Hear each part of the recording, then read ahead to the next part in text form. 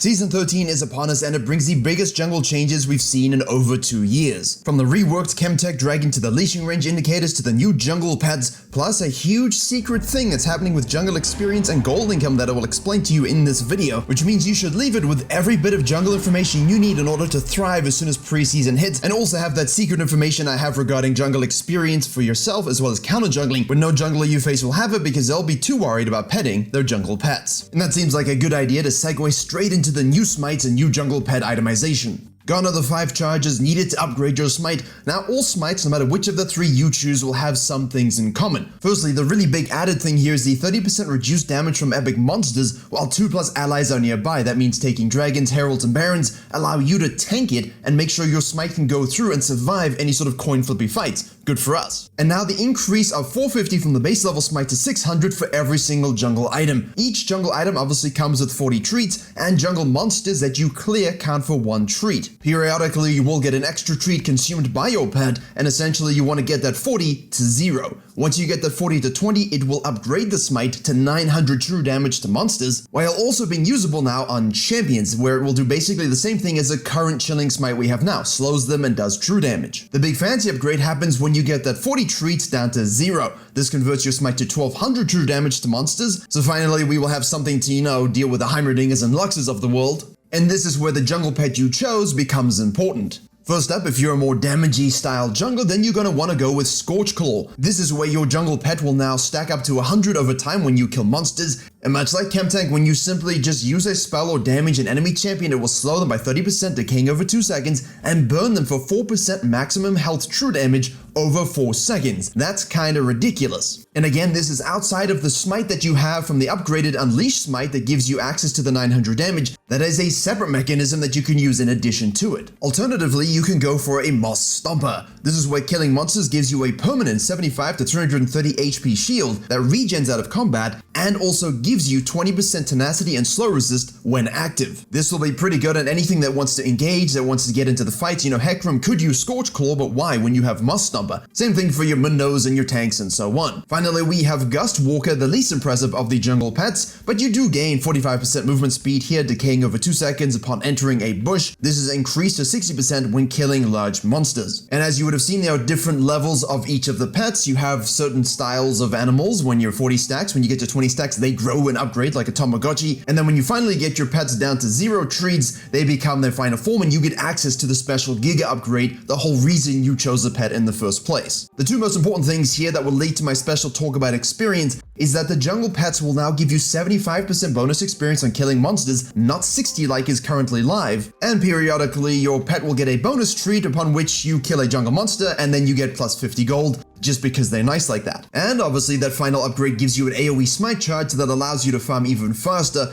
once you've reached that point, which is great for the mid game and the rotations necessary to actually enact some jungle macro if you happen to be a slower farmer. And you're seeing some effects of the AoE smite on those AoE camps on your screen now. Now, before I talk to you about the jungle experience and gold changes that aren't really being talked about, it's important to note that 1, the HP bars of all jungle monsters will now be above them. Really nice for you to be able to go ahead and sneak those camps without having to left click and always look at the HP on the top left. Additionally, smiting a jungle camp no longer gives HP, so all of those cool fights you have on invades around crabs, smiting it doesn't give you health. Only killing it gives you health, so basically we're gonna have to adapt how we fight around monsters. Scuttle Crab no longer has a shield and instead just has bonus HP, so CC-less junglers, don't worry about that. And Krug camps no longer have subsequent medium monsters. The mediums go into babies and the large one goes into babies. As such, the damage the pet does to the jungle camps means your clears in theory should be significantly healthier and in a lot of cases faster. But obviously this will depend on the leashing range indicators that have changed and will depend on what your jungler was doing to optimize their clear path. You're seeing now some clips of me running around the jungle showing you how it resets, how it's actually more forgiving in terms of the HP replenishment when it does reset, but also that you can still kite camps effectively, so that mechanic of dragging camps as you leave, as long as you get it low enough and can execute it, you should have no issue having optimized clear paths. But no, you cannot bring Blue and Grom together, those days are done. The clearing indicator is also not very invasive, it's quite subtle, you can see it in replays and you can also see it in game.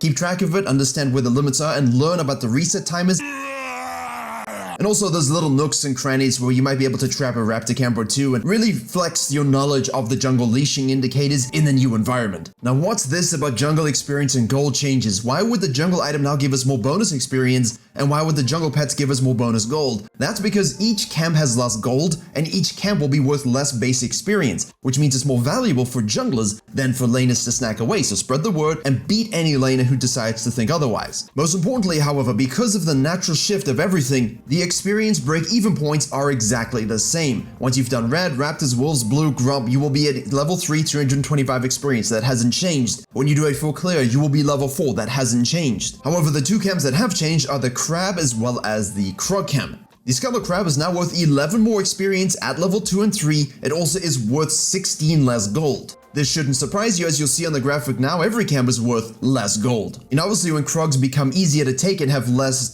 time investment, they should also be worth less experience as well as gold. The old Krug camp gave us 131 gold as well as 216 experience. All of this is at level 1 of course, and the new updated Krugs gives us 199 experience with 102 gold. That means with the increase in experience from the crab, you want to try and float that at a 330 spawn timer. You also want to understand that taking that Krug camp is faster but worth a little bit less. That means once we get to say 4 minutes 29 in the game doing a full clear plus double crabs, you're looking at having just under 40 gold less than we currently would on live. Now what's happened is when I did testing on the Scuttle Crab as well, is that the level 11 crab, the max level crab, does give you significantly more experience on the PBE than it does on live, which means for season 13, that scaling crab is going to continue to be more valuable and be even more valuable than the Krug camp, whereas now the Krug camp is slightly more valuable, but they're about equal in nature at a level 11. Keep your eyes on the full patch notes for exactly what the scaling will be from level 2 to level 11, as right, we'll change that and play with it of course, but at least early you're seeing this drastic shift, and later you're seeing the Scuttle Crab being worth significantly more. And hey, if you're enjoying the quality of the information as well as the infographics to show you everything you need to know about season 13, consider smiting the like button to help push this video to all those that you want in your games, because you want everyone in your game to know what's going on. So what necessarily does that mean for you, the farming jungler? Well, nothing. Your break-even points are exactly the same. You're going to play exactly the same way. You're just going to have more of a space between finishing your Krug camp, which you should be faster at taking, and then ganking, and of course then setting yourself up for a Scuttle at 330. A lot of times if there's no gank available whatsoever, you'll simply reset, go opposite Scuttle at 330. That won't really change, right? If you do a full clear reset, go to the opposite Scuttle, that will be up at 315 and it's just floating around. Now it's up at 330 and it will just be floating around, and then you can carry on your sequencing. Yes, you will have less gold a little bit, but our experience should be the same as long as we're controlling at least one of those Scuttle Crabs. You obviously do lose some on the Krug camp, because all things considered, while we have a 17 experience reduction on the Krug camp, we have that 11 experience gain in the Scuttle Crab, so we're losing about 4 to 5 experience overall. Unless of course you double crab, which means you actually gain 6 experience. So double scuttling is going to be valuable once more, which means you might see a rise of 5 camp ganking into double crabbing, into relooping like we talked about even 2 years ago. I've been talking about this clip for a long time, and it's very important to think about controlling your own camps as well as double scuttle now, because one, obviously we want to make sure we get all the treats down to 20 as soon as possible. That gives us a huge smite advantage over the enemy jungler, and obviously is now usable on champions. But 2, because counter jungling has been nerfed. That's right, those changes are in fact coming through, and you will see clips showing you exactly the damage reduction taking place. Level 1 as well as level 4 Gromps, the same reduction takes place. This is the same on red, on blue, on Gromp, on Raptors, and you're going to see all of that on your screen now, me freezing it to show you that damage reduction. Essentially, the Volibear is doing 65 damage to his own Gromp, but only 54 damage to the enemy Gromp. That's 11 out of 65, and I'll just round it up and say that's 17% damage reduction. That is not minimal, that is not negligible, that is noticeable. And as Flora said, it will lose you about 9 seconds per quadrant, which means Cheese late invades. Sneaky 3 quadrant only level 1s, these are not going to basically give you all of those advantages. You're going to lose a lot of time. It's going to be better to focus on double scuttling and optimizing an experience gain over the current jungle to negate the fact that you're also going to be losing gold. That, and of course the regular routes will all be the same. I'm going to discuss all of the routes in a video next week to show you what I think will be good,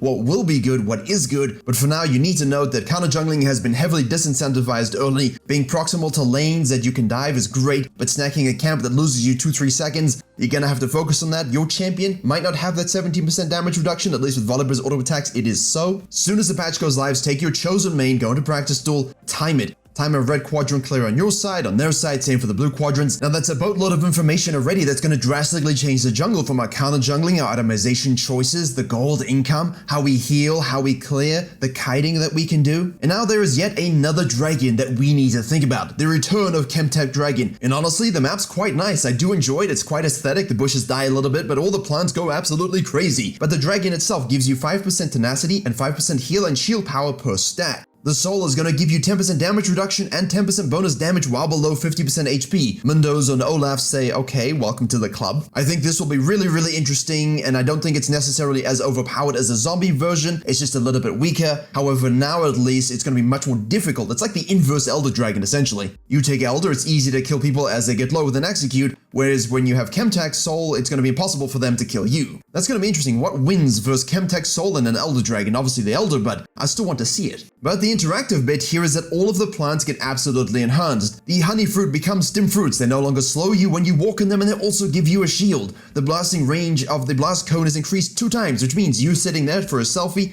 Aatrox shows up, you go, nope. Just learn where you jump, because you could easily jump in the wrong place all the time, and I was doing that, and yeah, you want to avoid that. And finally, the Scry's Bloom is probably the biggest change because it has an increased range, plus a circular area behind the plant that shows you what's around you, and it grants movement speed towards scouted champions, as well as reducing the wards revealed to 1 HP. That is absolutely monstrous for a map. It's beautiful, it's fun, it's interactive, it makes all the other dragons feel kind of weird. At the same time, there are so many plants. I mean, why do we need honey fruit in my base? Hey, if you leave base and you're not full HP, take some honey fruit. You don't even get slowed anymore. In your red buff blasting cones, you know, honey fruit against all the walls, nice little chem seepages everywhere, Singed is at home, Mundo's at home, Warwick's at home. Season 2 of Arcane Wen, but I like this dragon. I think this is much more fun compared to what we had before. I did like the camo zones in terms of the fun aspect when, you know, you have them and you have the lead. But if you had to tell me pick between that one and this one, I picked this one 10 out of 10. It is really beautiful to watch a Scry's Bloom do some work. They're all over the map. It basically is saying, listen, why make people unseeable when you can just see them? So basically they've reversed the kind of logic in terms of the soul as well as the plant aspect of the map, and they've definitely kept the spirit alive. And obviously we need to talk about the communication system, because obviously we can vote for dragons, we can vote for heralds, and honestly I didn't think it was gonna be that great. I thought this is gonna be really annoying where the jungler says, yes, let's go for it, and the laners are like, no.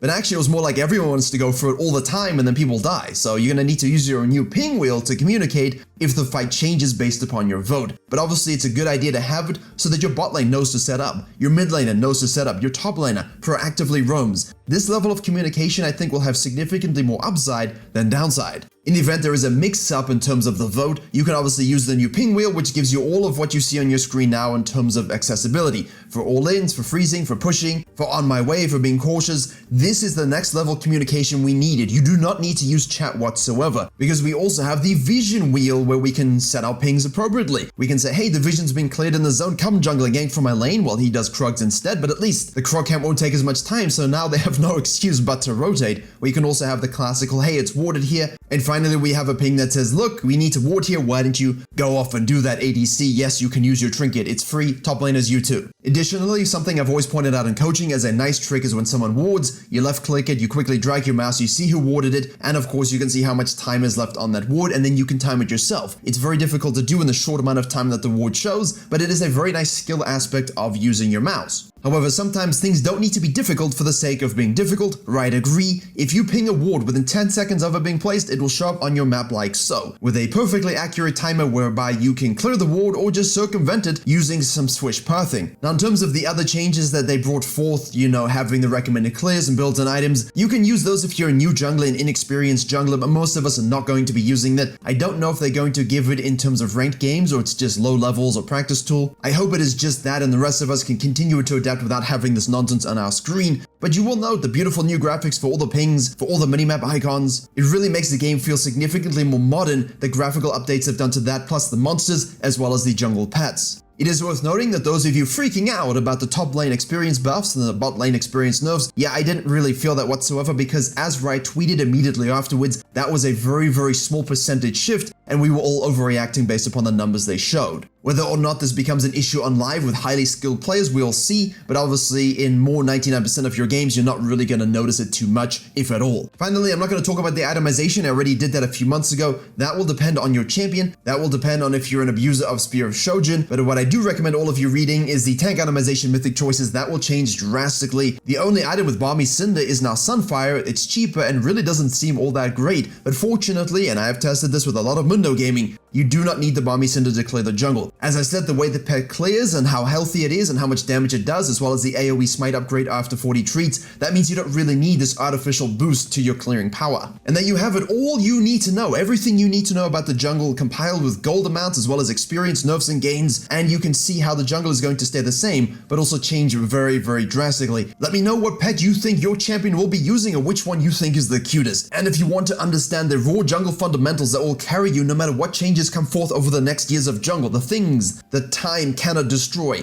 that's linked in the box on your screen now.